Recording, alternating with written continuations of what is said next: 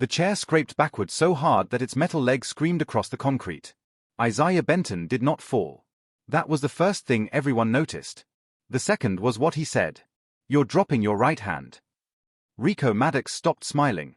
The entire prison dayroom had been watching Rico force the new black inmate out of his seat. Nobody expected the quiet older man to answer him. And absolutely nobody expected him to critique Rico's fighting stance. "What did you say?" Isaiah looked at Rico's shoulders, not his face. "Your right hand. Every time you get angry, it drops below your jaw." A few inmates laughed. Not at Isaiah. At Rico. That made the gang leader's expression change instantly. Isaiah was 58 years old, black, lean through the waist, with graying hair cut close to his scalp and hands that looked older than the rest of him. He had arrived at Stonegate Correctional only that morning. To Rico, he looked perfect. Quiet. Older. Alone. Easy to move. What Rico did not know was that Isaiah Benton had spent nearly 30 years standing inches from professional fighters, correcting feet, timing punches, rebuilding broken confidence, and teaching violent young men that losing control was the fastest way to lose a fight. But nobody inside Stonegate knew that yet. And Isaiah intended to keep it that way. 6 hours earlier, he had walked through intake carrying a clear plastic bag and a sentence of 22 months for tax fraud connected to a failed boxing gym. Officer Ramirez read his paperwork. Occupation. Isaiah hesitated. Trainer. What kind? Fitness. Ramirez glanced at his age. You don't look like a personal trainer. Isaiah smiled faintly. That's why I stopped advertising. His file listed Benton Athletic Club. It did not mention the championship belts once hanging on its walls. It did not mention the fighters who had flown across the country just to spend 12 rounds listening to Isaiah say things like, "Again, breathe, and stop trying to impress people." He had trained amateurs, professionals, national champions, even men who later fought on television. But the gym was gone now. The money disappeared before Isaiah understood what his business partner had done. Isaiah signed papers he should have read. The government called it fraud. Isaiah called it trusting the wrong man. Either way, Stonegate became home. His cellmate was a 36-year-old inmate named Devin Cole, serving the final year of a robbery sentence. The moment Isaiah entered cell 304, Devin looked at his hands. Those ain't office worker hands. Isaiah placed his belongings on the bunk. Everybody keeps asking about my hands today. Because your knuckles look like they've been arguing with walls. Isaiah looked at them. Old scars. Thickened joints. Decades of holding pads. Work. Devin nodded toward the dayroom outside. Well, keep them to yourself around Rico. Rico. Devin gave him a tired look. You'll know. Rico Maddox was 33, white, thick-necked, muscular, with tattoos running from both wrists into his prison sleeves. A black snake curled around one forearm. Numbers covered the other. 3 men followed him almost everywhere. He controlled the television. The best phones. 2 tables near the windows. And, most importantly, the belief that challenging him cost more than obeying him. Rico rarely needed to hit anyone. Usually, humiliation was enough. That evening, the dayroom filled for a televised boxing match. Devin claimed 2 seats near the television. Isaiah sat beside him. For the first time all day, Isaiah seemed genuinely interested in something. A young fighter on television was losing badly. Devin noticed Isaiah leaning slightly forward. You follow boxing? A little. On screen, the fighter threw a wild combination and got countered. Isaiah quietly muttered, 2 square. What? Nothing. 30 seconds later, the fighter got hit with the exact counter Isaiah had predicted. Devin stared at him. You said that was coming. Isaiah shrugged. Anybody could see it. Apparently his corner couldn't. That was when Rico arrived. His crew stopped behind him. The seat Isaiah occupied was normally Rico's. Rico didn't ask for it. He placed one hand on the back of the chair. You're sitting where I sit. Isaiah looked around. 20 other chairs. 3 empty near the wall. This one got your name on it. The dayroom quieted immediately. Devin whispered, Isaiah. Rico smiled. New guy doesn't understand yet. Isaiah turned back toward the television. That happens. Rico's smile disappeared. He grabbed the chair and jerked it backward. Fast.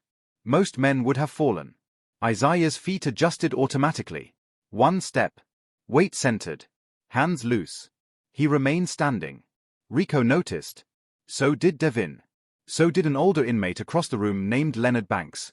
Leonard had spent 20 years around fight clubs before prison. His eyes narrowed. Rico stepped closer. You got a problem? Isaiah looked at Rico's stance. Left foot too far forward. Shoulders tense. Right hand hanging low. You're dropping your right hand. Silence. Rico blinked. What? When you get angry. Isaiah pointed lightly toward Rico's chin.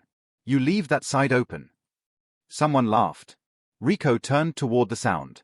Nobody admitted it. When he faced Isaiah again, embarrassment had replaced amusement. You think you're a fighter? No.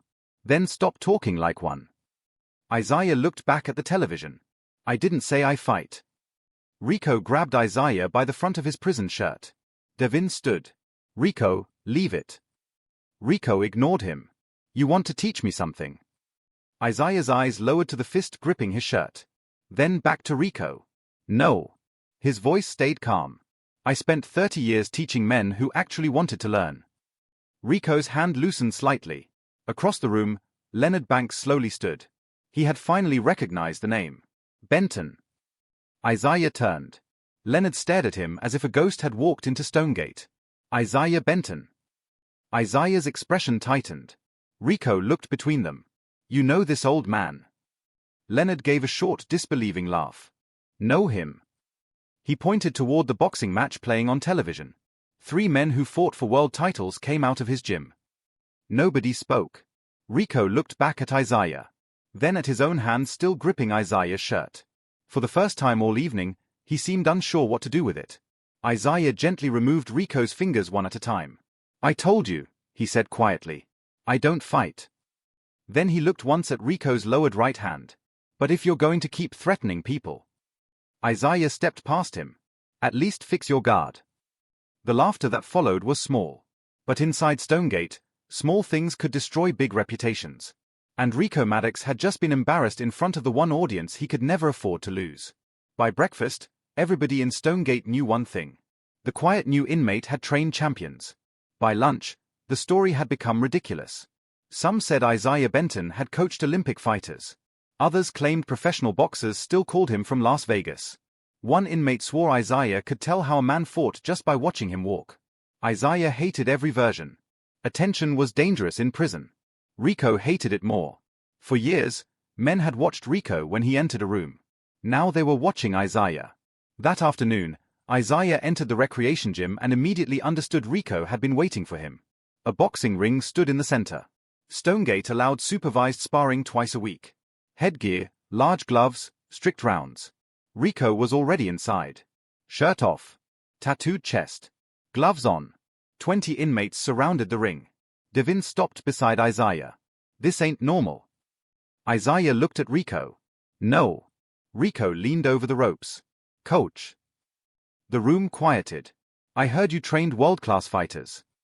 Isaiah continued toward the exercise bikes. Congratulations. A few men laughed. Rico's jaw tightened. I got a question. Isaiah stopped. You said my right hand drops. Yes. Come fix it. I'm exercising. Rico smiled. Scared your 30 years disappeared. Isaiah looked at him. Coaching isn't magic. Then prove you can still do it. Rico pointed across the gym. A thin 19-year-old black inmate named Terrence Bell stood near the wall. Terrence was serving 18 months for car theft. He weighed maybe 145 pounds. Rico continued. Little T says he wants to box. Terrence immediately shook his head. I never said that. Rico ignored him. I'll give you 3 weeks. Isaiah's expression changed. For what? You train him. Rico slapped his gloves together. Then he spars me. The gym erupted. Terrence went pale.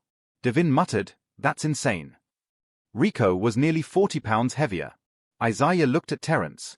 Then back at Rico. No. Rico laughed. Because you know I'll destroy him. Because you're using him to reach me. Terrence lowered his eyes. Rico climbed through the ropes. You keep telling everybody I'm doing things wrong. I told you one thing. Then show us how much you know. Rico approached Terence and put a glove against his chest. 3 weeks. Isaiah stepped between them. No. The single word landed differently this time. Rico stared at him. You his father? No. Then move. Isaiah didn't. A correctional officer at the desk started paying attention. Rico couldn't attack Isaiah here. So he smiled. All right. He removed his gloves. No fight. Then he looked at Terence. But the kid still owes me. Terence's face tightened. Isaiah caught it. Owes you what? Rico answered for him. None of your business. Terence whispered, commissary. How much? $80. Rico grinned. Isaiah understood. This had never been about boxing. Terence owed Rico, and Rico had simply turned the debt into a stage. Isaiah looked at Terence. Do you actually want to learn? Terence hesitated, then nodded. Yes. Rico smiled again. Perfect. Isaiah turned toward him. He isn't fighting you. Rico shrugged. Then what are you proving? Isaiah looked toward an empty heavy bag. Nothing to you. He motioned Terence over. Come here. Terence followed. Isaiah stood him in front of the bag. Hit it. Terence threw a wild right hand. The bag barely moved. Several inmates laughed. Rico laughed loudest. Isaiah didn't. Again. Terence punched. Again. Another punch. Isaiah stepped beside him. Stop trying to hit hard. Terence frowned. Isn't that the point? No. Isaiah adjusted his feet. Balance first. Power comes later. For the next 20 minutes, Isaiah never let Terence throw more than one punch. Step. Reset. Breathe. Step. Reset. Breathe. Soon the inmates who had gathered for humiliation were quietly watching a lesson. Then something strange happened. Leonard Banks joined them. Then Devin. Then 2 younger inmates. Coach, one asked, what am I doing wrong? Isaiah sighed. I'm not running a gym. Leonard smiled. Looks like one. Across the room, Rico stood alone near the ring. Nobody was watching him anymore. That was when the real problem began. That evening, Terence returned to his cell and found his mattress on the floor. His soap crushed. His letters torn. Across the pillow was one handwritten sentence. Coach can't protect you forever. Terence carried the note to Isaiah. Isaiah read it once. Then folded it carefully. Devin expected anger. Instead, Isaiah asked one question. When is the next official prison boxing tournament? Devin stared at him. 6 weeks. Isaiah looked toward Rico's cell. Good. Terence swallowed. You said I wasn't fighting him. You're not. Isaiah handed the note back. But Rico thinks fighting is the only way a man can lose. For the first time since entering Stonegate, Isaiah smiled. He's about to learn something new. Isaiah did not start training Terence to beat Rico. He started training him to stop being afraid of looking weak. The next morning, Terence arrived at recreation 10 minutes early. Isaiah was already there. Shoes tied. Yes. Good. Walk. Terence frowned. That's training. For you, yes. For 20 minutes, Isaiah made him circle the gym without throwing a single punch. Heel down. Hands relaxed. Breathe through the nose. Eyes forward. Every time Terence rushed, Isaiah stopped him. You're moving like somebody is chasing you. Terence looked toward Rico's side of the gym. Somebody is. Isaiah shook his head. That's exactly what he wants living in your head. Across the room, Rico watched with 2 members of his crew. No threats. No interference. That made Isaiah suspicious. Rico was learning. If direct intimidation brought attention, he would use something quieter. 3 days later, Terence's commissary account was frozen. No explanation. Then Devin lost his preferred work assignment. The next morning, Leonard Banks was written up for possessing an extra blanket that had been in his cell for months. Each incident looked small. Together, they formed a pattern. Everyone who spent time around Isaiah suddenly paid a price. Terence found him outside the library. We need to stop. Isaiah looked up from his book. Training. All of it. Why? People are getting hurt because of me. No. Rico's doing it because I'm with you. Isaiah closed the book. Then Rico is responsible. That doesn't help, Leonard. Isaiah studied him. Terence was no longer afraid of getting punched. He was afraid of becoming expensive to his friends. That was progress, even if Terence couldn't see it. Sit down. Terence Saturday. Isaiah leaned forward. You think courage means standing alone? Terence shrugged. Doesn't it? No. Then what is it? Knowing when somebody wants to isolate you, and refusing to help him. That afternoon, Isaiah asked a question nobody expected. He approached Recreation Officer Daniels. I want permission to run a beginner conditioning class. Daniels laughed. For boxing? No sparring. Then what? Movement. Balance. Cardio. Basic defense. Daniels looked toward the inmates already gathering around Isaiah during recreation. You trying to build a team? I'm trying to stop them gathering unofficially. That made sense to administration. 2 days later, the class was approved. Maximum 12 inmates. No contact drills. Officer present. Rico heard about it before dinner. He confronted Isaiah near the phones. You think putting a clipboard on it changes what you're doing? Isaiah kept walking. Rico stepped beside him. You're building a crew. No. Then why 12 guys? Because Daniel said 13 would be annoying. Rico stopped. Isaiah kept going. The first class filled immediately. Terence. Devin. Leonard. 9 others. Isaiah started with something embarrassingly simple. Stand correctly. Men laughed. Isaiah pointed toward one muscular inmate. Push Devin.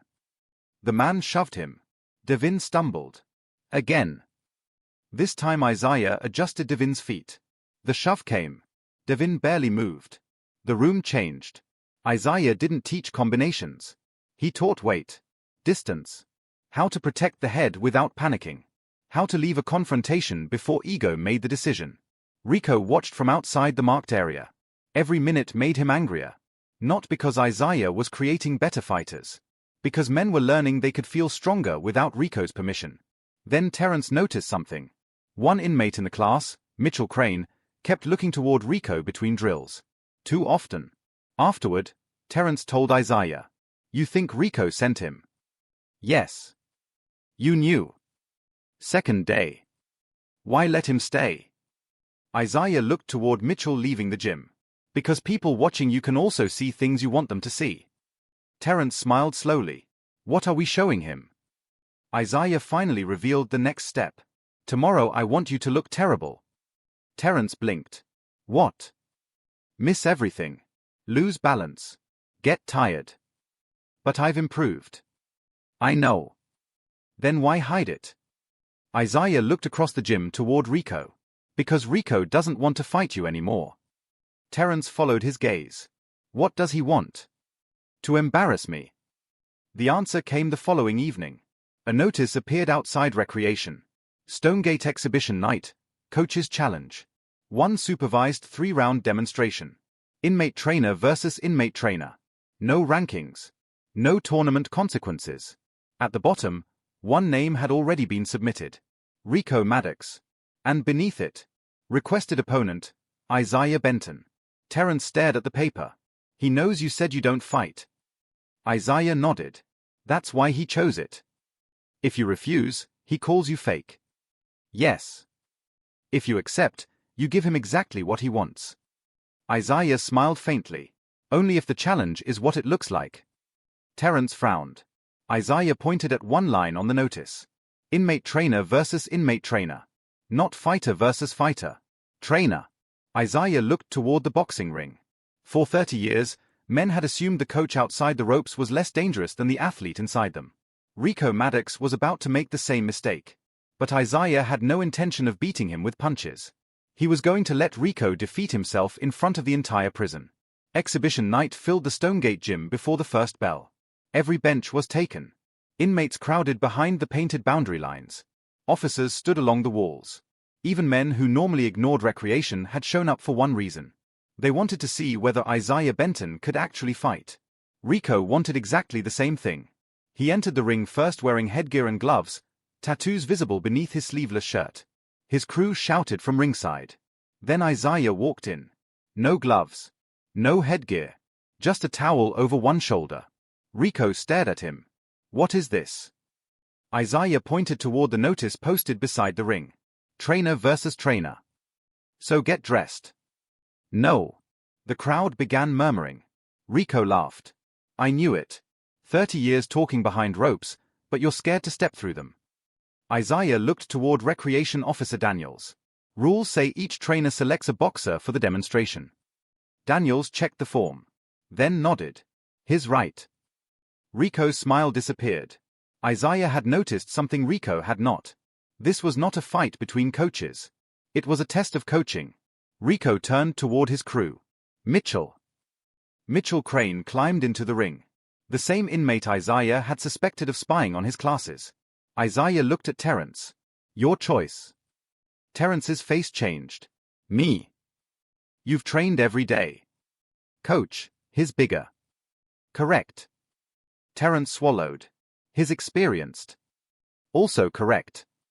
Then why me? Isaiah leaned closer.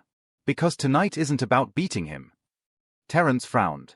Then what is it about? Making good decisions while everyone wants you to make bad ones. Terrence climbed through the ropes. The bell rang. Mitchell attacked immediately. Hard jab. Wild right. Terrence retreated exactly as Isaiah had taught him. No panic. No trading punches. Step. Turn. Reset. Rico shouted from the opposite corner. Cut him off. Mitchell rushed harder. Isaiah said only one word. Breathe. Terrence did. The first round ended with Mitchell throwing twice as many punches. The crowd assumed Terrence had lost. Rico smiled. You still want to call yourself coach? Isaiah ignored him.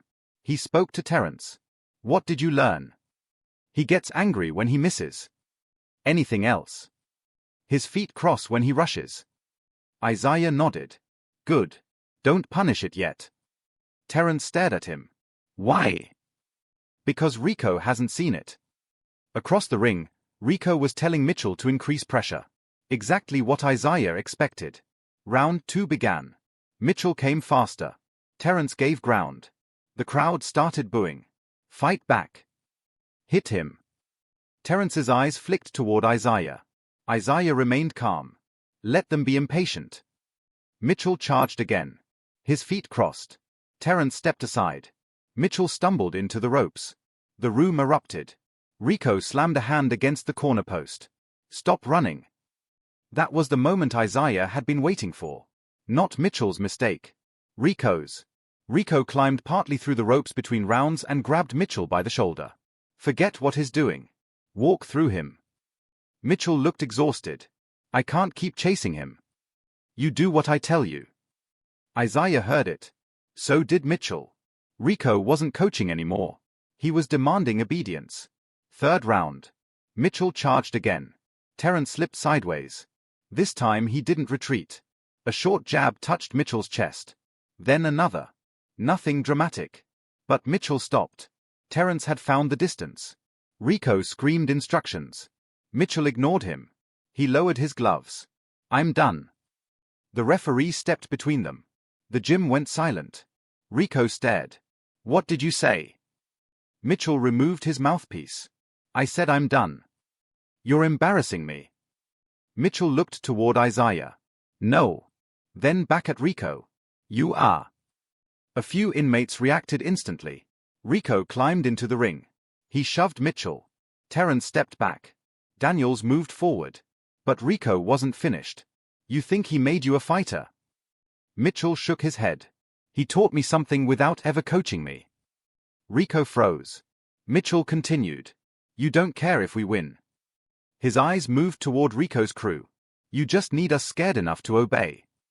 The gym changed. Men who had spent years doing small favors for Rico began looking at one another. Isaiah had never planned that speech. That made it more powerful. Rico turned toward him. You did this. Isaiah shook his head. I never spoke to him. That was true. Rico's breathing grew heavier. His entire reputation was collapsing without Isaiah throwing a single punch. Then Rico ripped off his gloves. Forget the exhibition. He stepped toward Isaiah. You and me. Right now. Officers immediately entered the ring. Isaiah didn't move. Rico pointed at him over Daniels' shoulder. You want everybody thinking you're better than me? No.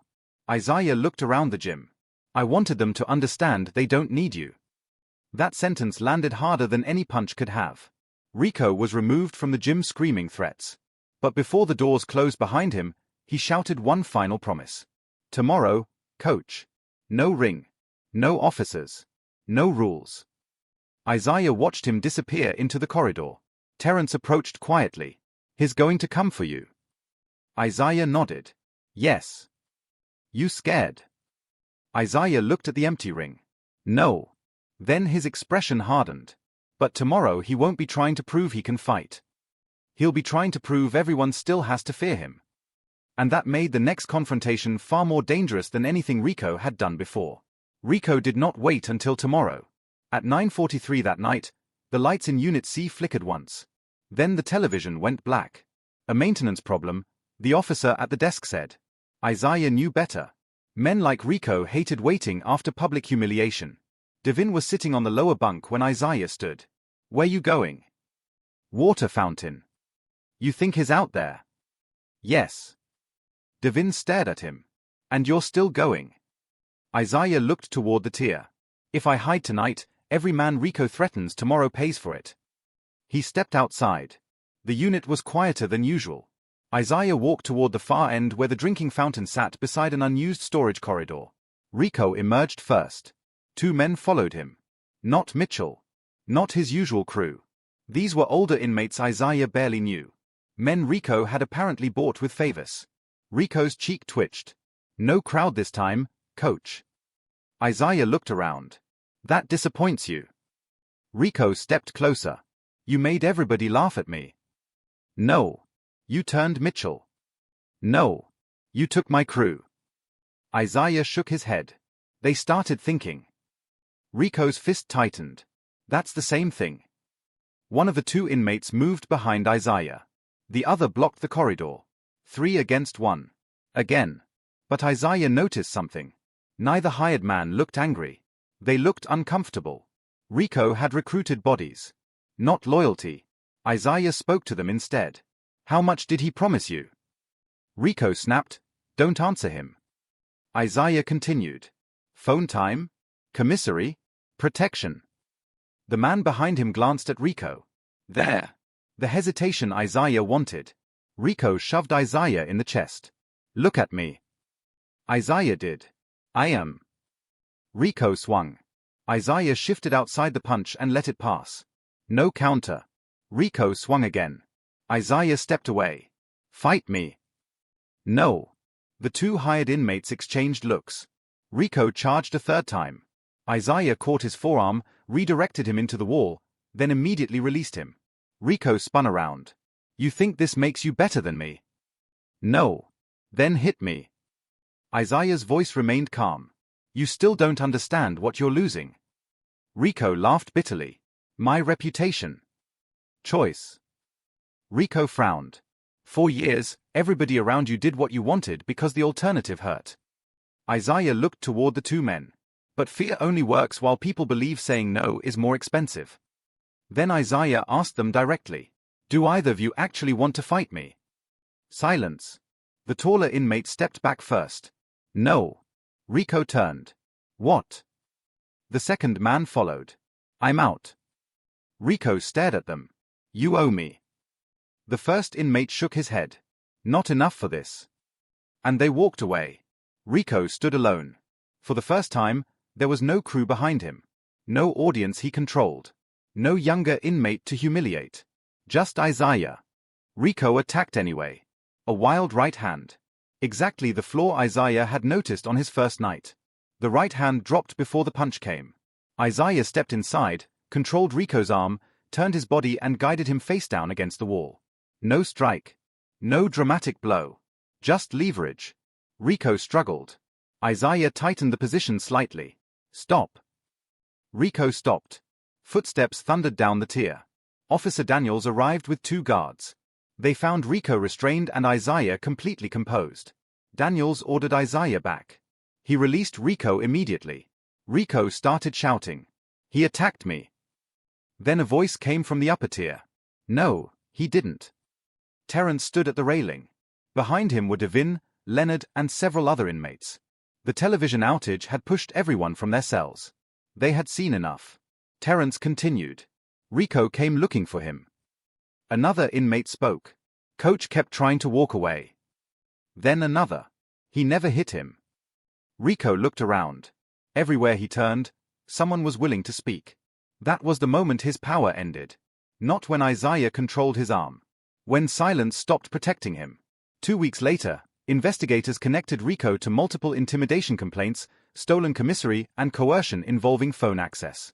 He was removed from Unit C pending disciplinary review. His crew disappeared almost immediately. Not literally.